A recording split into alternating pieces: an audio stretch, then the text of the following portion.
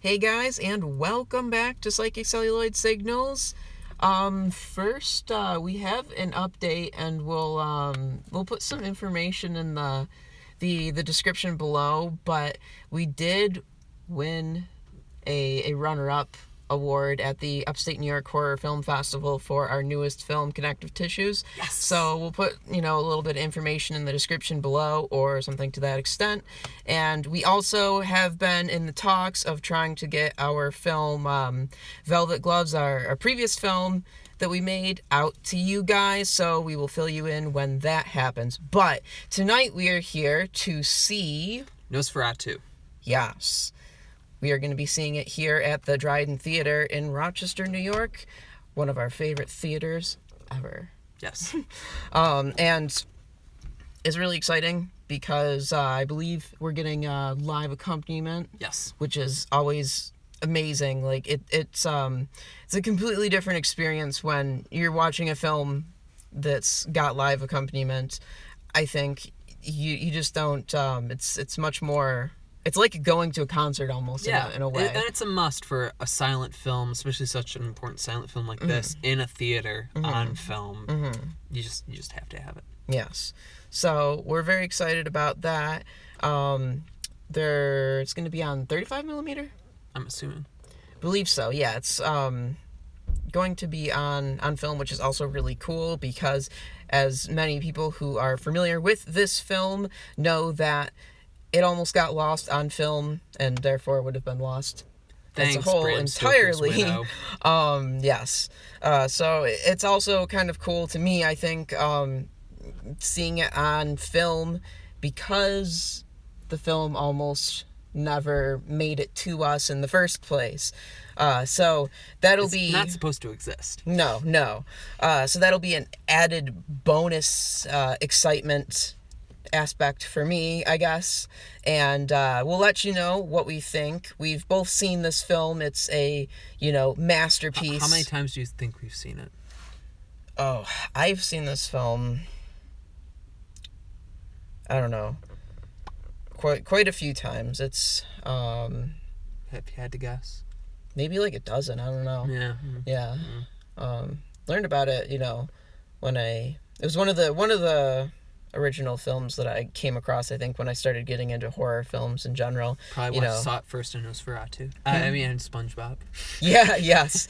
Thank you, SpongeBob. Yes, thank you, SpongeBob, for introducing us to one of the coolest vampires committed to celluloid.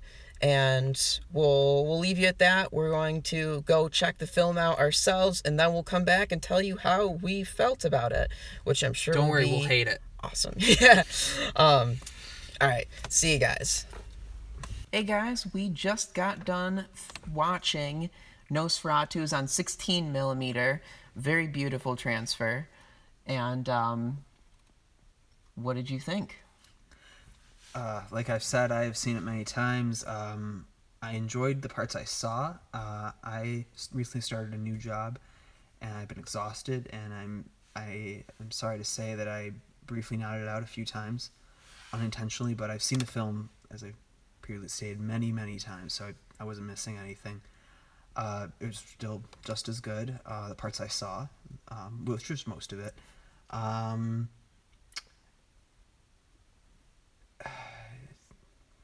We were talking on the way back, and one of the greatest things about Nosferatu is it comes extremely close, and Josh was the first actual one to mention this, to how the Count's supposed to be from the book.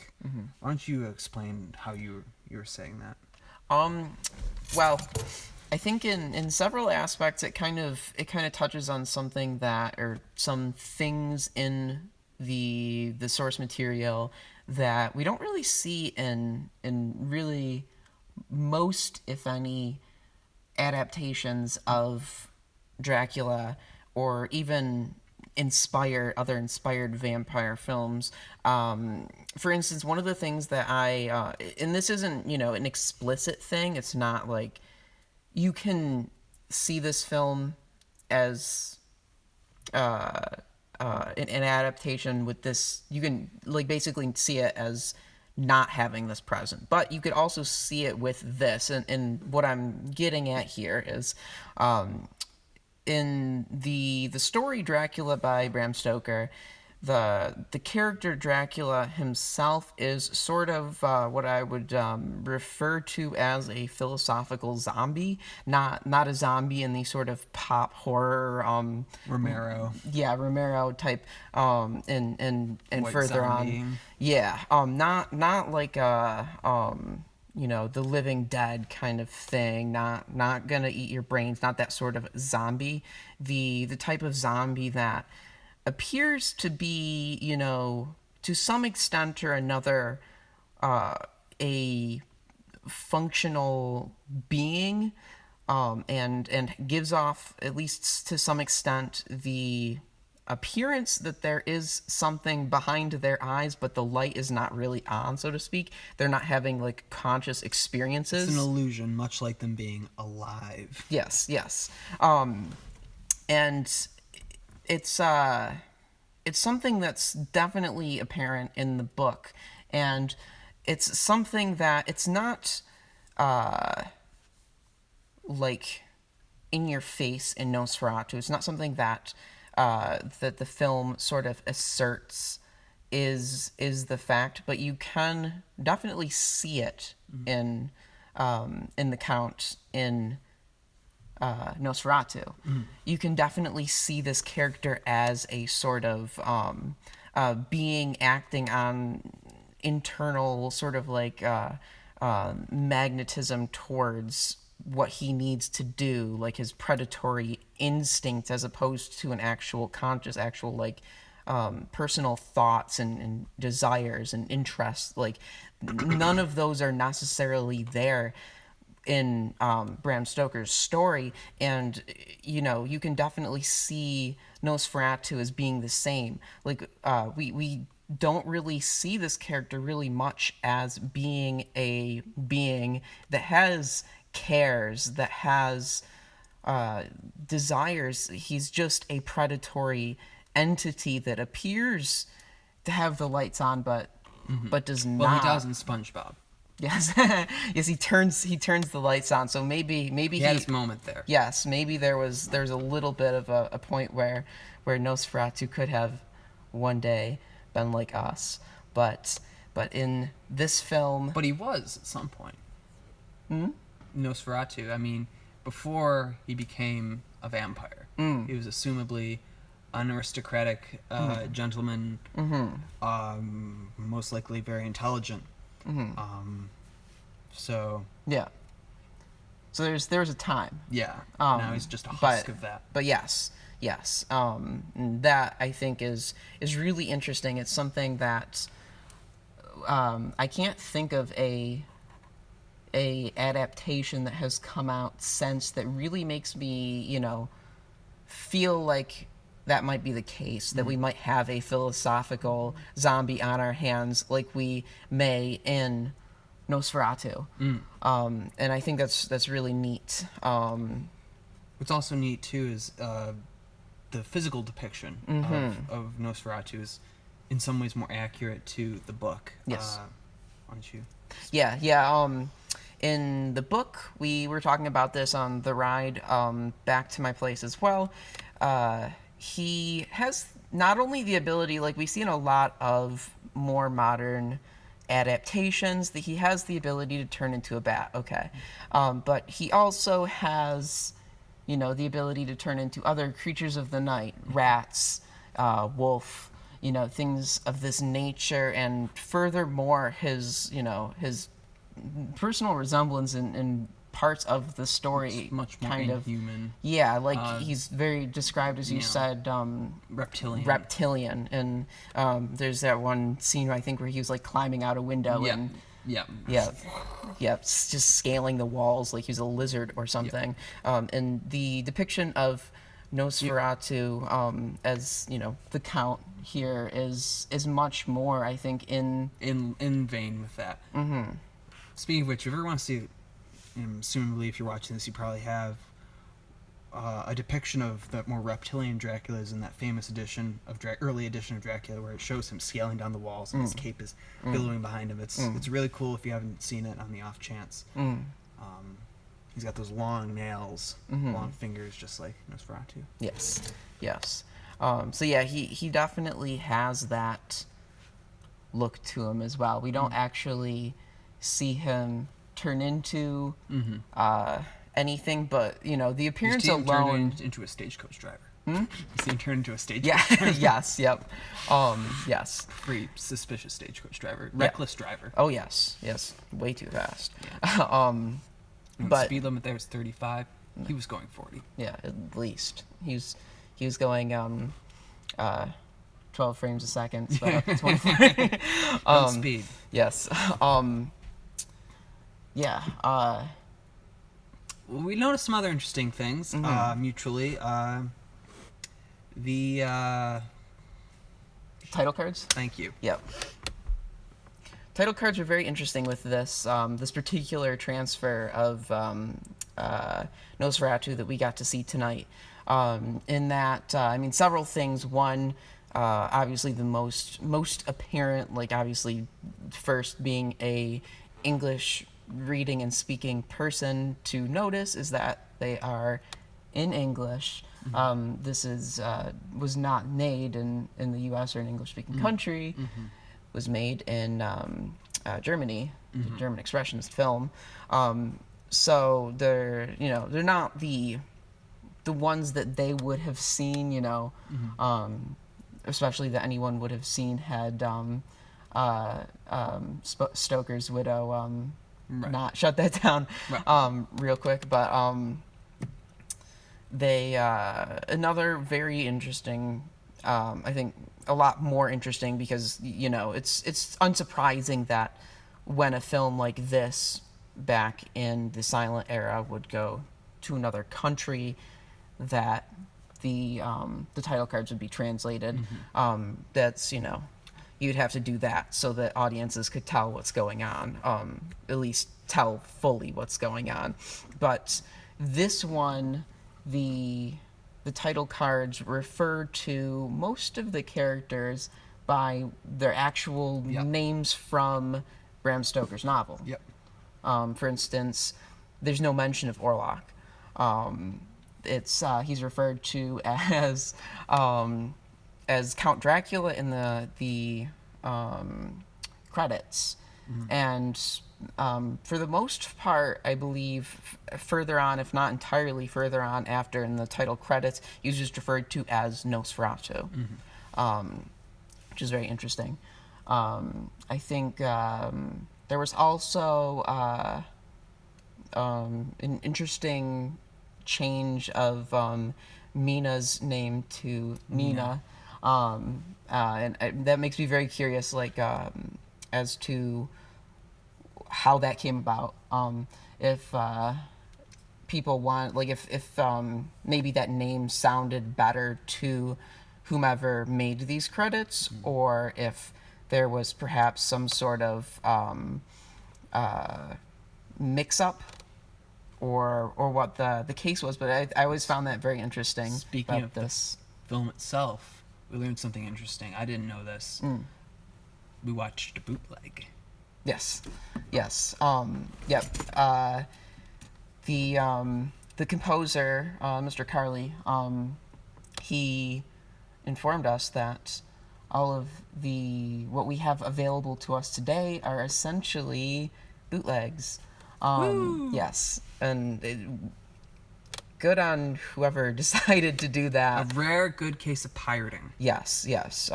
Back then it was probably a bit more acceptable, especially something like this case was a very, very good decision. We don't generally condone it, but in this case it was a good thing, because otherwise we would never get to see this film. Came close to that happening. But yeah, he was saying that all of the all the original prints, as per demanded by Stoker's widow, were destroyed, but Some copies were made. Some copies were made because it had already. already garnered enough interest, and it's not surprising. It still holds up. I mean, just to go off that, like, people were reacting to it. And not just laughing, although there was chuckling, certainly. Yep. People generally were invested, I think, in the film and what was going on. It was cool to see. Yes, definitely. I feel like I had one other thing to mention. This isn't the first Dracula film. Oh, yeah? There was, I don't remember the name, but I believe it was a short from Hungary that's now lost, of course. And we have the surviving still, I want to say. If you're interested in the title and the still and a synopsis and all of that, I learned about it in a very good book. I think it's called... It's by McFarlane Books, and I don't remember the title specifically, but it's a comprehensive guide to Dracula in visual media. It might be just Dracula in visual media. Excellent book, and you can see a little still of that film, and he's like, it's really creepy, and I'm very sad that that's lost. But at least we got Nosferatu. Yes, so. yes. Definitely. I don't know if you wanted to speak at all about, I know you were... we were talking in the car earlier about and I don't recall too much about it, so I can't say too much to this extent, but there are some very interesting sort of occult ties to this film. Why don't you, man? 'Cause it's been a while. I don't know too terribly much. I want to say that someone either like involved in the production of this, or in fact maybe the producer, like the production company themselves, had some sort of involvement with occult ideologies and whatnot. They were very interested in that, and you do see this peppered into the film, most notably when Renfield receives the note from Dracula. Yeah, and you look at, if you're ever curious about why the note from Dracula is no words. There's like just a bunch of symbols. Yeah, it's because of that. So if you were more interested in why that's the case, and just a little bit more in the background of this film, and the people who made it happen and what they were interested in, that might be a good jumping off point to start delving into some of the things that a lot of people don't know about this film. Also, speaking of things a lot of people don't know or consider, I don't know if this is a fact, I can't remember, but I want to say at least it's one of the very first films to show kind of some semblance of an intimate relationship between two men, Nosferatu and Jonathan Harker.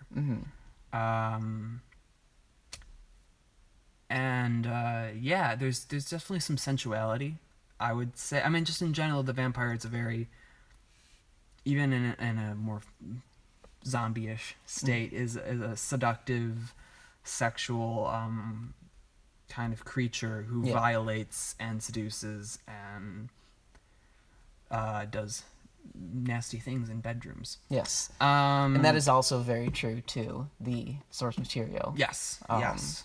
So if you find that stuff interesting, consider it. Look for it next time you watch Nosferatu. It's an interesting lens. Yes. Yeah, and we could go on more and talk about things like, expressionism. And there was a lot of expressing. Yes. And we could talk about other, facets of the history, or how it was shot, or how Nina, aka Mina, is a badass. She killed Nosferatu. Amazing heroine, doesn't get talked about really at all. I don't think. I've never, we talk about final girls all the time, and female heroes in horror, but I don't hear her come up too often. So No, and it needs to change. It kind of comes down to her. She is the if this is it's the story is almost the story's almost a hero's journey, but we think that it's like John's hero's journey. It's a dip. Such a dip. And it's not his the whole time. Obviously. So that's an interesting little twist there, and Yeah, by the way, where the hell was he the entire night? He goes to get Van Helsing, and he wake up, and then I don't know where the fuck they are. They come back. They're probably feeding Venus flytraps some more flies. Right. That's what you're thinking. They're starving Renfield. Yeah, having all sorts of fun when she's dying. Yep. But yeah, we could. It was a different time. Yes. So there's a lot of other things that are very worth mentioning about this film, and we could keep rambling on. Much of which we won't mention here. Yeah, we could keep rambling on for hours, but I think some of what we've talked about here, I think, is stuff that not a lot of people explore with regards to this film, or with regards to a lot of films. But I think if you're interested in some of the different facets of this film, to delve a little bit deeper and maybe and use the thing you're watching this on and look it up. Yes. Use this as a stepping off point, and into what? Into Death. Into the darkness. Into Transylvania. Yes. Phantom country. Scariness. Absolutely. All right. Well, thank you very much to the Dryden Theatre for putting this on. It was fantastic. Thank you to everyone there. Yes, thank you very much. Thank you to Mr. Carley for another fantastic accompaniment. It was beautiful, yes. What I heard. I heard most of it. Yes. It was spot on. It was fantastic. We've been talking a lot frequently about how it's just an awesome experience to have. There's live nothing music. like it. I think if I'm a millionaire someday, I'm going to hire someone to accompany my silent films when I play them in my big theater on 35mm. Yes. Or 16. Yes. Oh, yeah. You can come by if you want. I will try. Okay. And it looks like the lights went out, so we'll say... It's a vampire! Yeah. Before the vampires come, we'll say keep it psychic and keep it real, guys.